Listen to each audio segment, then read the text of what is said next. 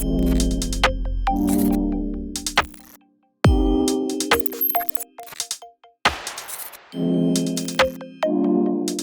me a sense of what are the factors that were the most important in creating this as a startup industry and now arguably, right, coming to fruition as a scalable industry. What are the factors that made this emerge? Yeah, so macro factors that have really contributed to vertical farming and just enclosed what we call CEA, controlled environment agriculture. One is a rise in population and a trend towards urban areas. So when you have a rise in population and they're trending towards urban areas, you run into a density problem, both the density in terms of population growth, as well as density in terms of food sources in geographic relation to those population centers. So you've got less people out on the perimeters, on the peripherals of urban, the urban geography, and the farms are becoming further and further away from those population centers.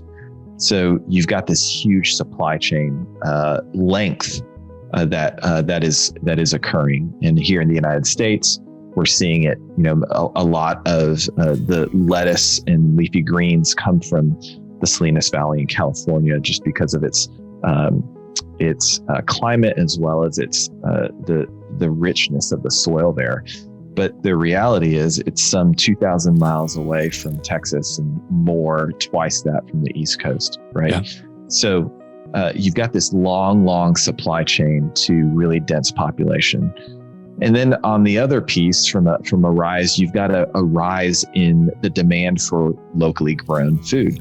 And you just got a rise in demand for healthy food, right? Nutritious food.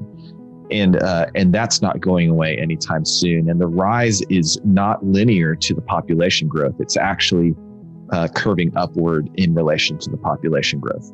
So you've got those two factors that are going upwards. And then on the other end, in terms of the supply, on the other end of the supply chain, you've got a decreasing or static supply of food.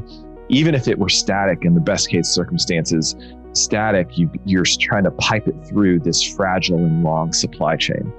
So, but in one of the cases we're seeing, more internationally than domestically, is you've got an erosion of topsoil, you've got unusable land due to pollution and just due to arable land, and so what you've got is this declining supply.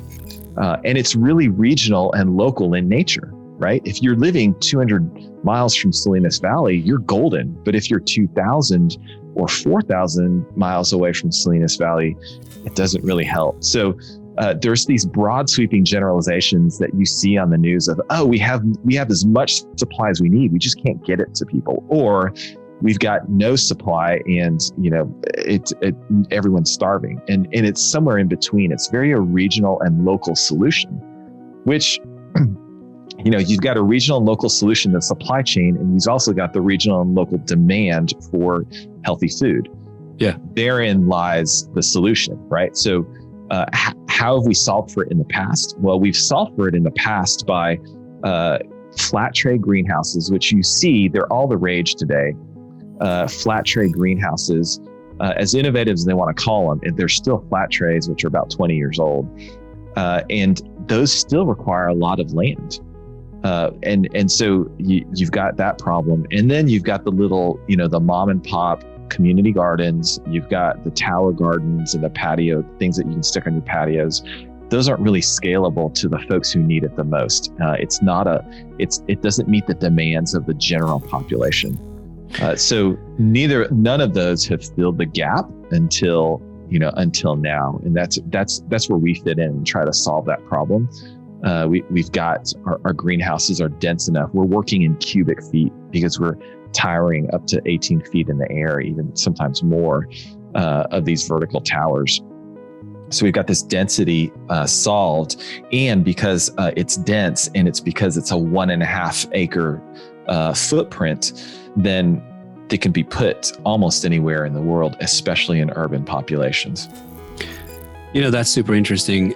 You mentioned greenhouses, and it's perplexing to me that technology, at least in terms of its just one layer structure, has stayed that way. It's sort of surprising that this idea of farming vertically hasn't kind of taken off before. But in any case, what are some of the other distinct ways that the industry is trying to innovate in? So greenhouses, I'm sure there's innovation within the sector of greenhouses or within the concept. Then there's hydroponics in and of itself, which, growing with water.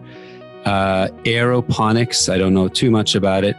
And then you have the different growth vectors themselves. And you've pointed out greenhouse, but there's also shipping containers and warehouses. And so can you line up the different factors that go into a decision on how to grow, how to farm?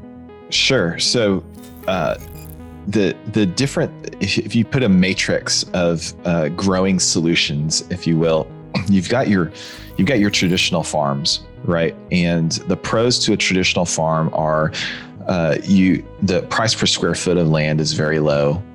Your economics look a lot better, and it's really down to a price deal.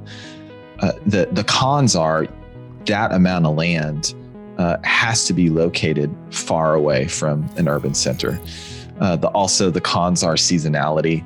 The cons are external exposure to the elements, whether it's weather patterns, whether it's runoff from surrounding farms, whether it's things in the air, any environmental, and then pests and everything that goes with them, both the pests themselves as well as the controls for them, pesticides.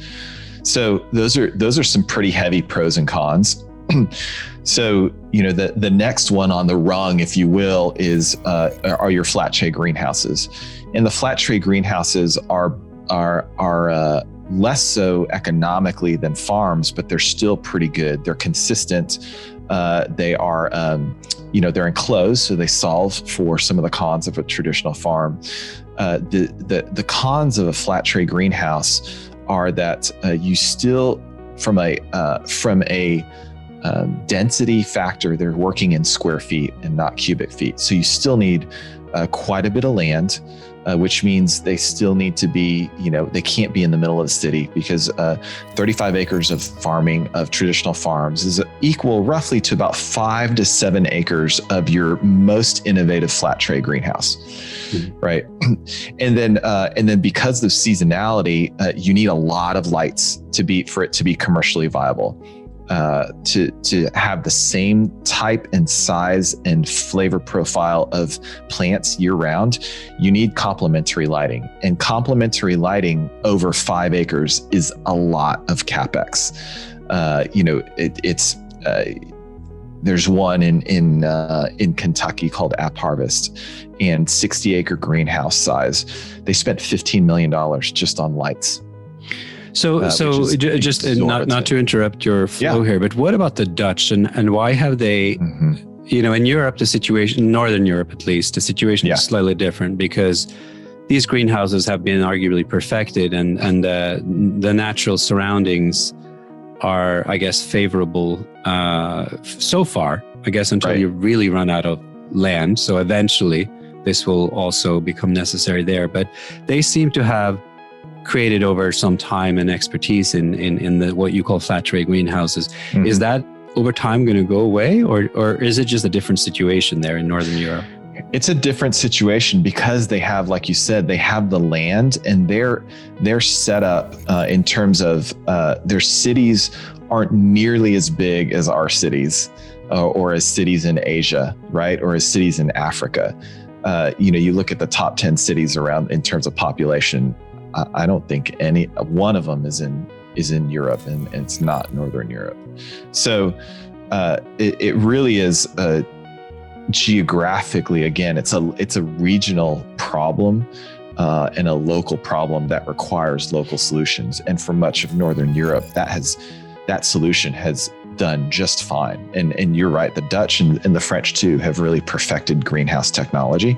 And that's worked really well for them. And greenhouses have those flat tray greenhouses that they've built and they run are very consistent and they're season agnostic. So there's some great pros to that.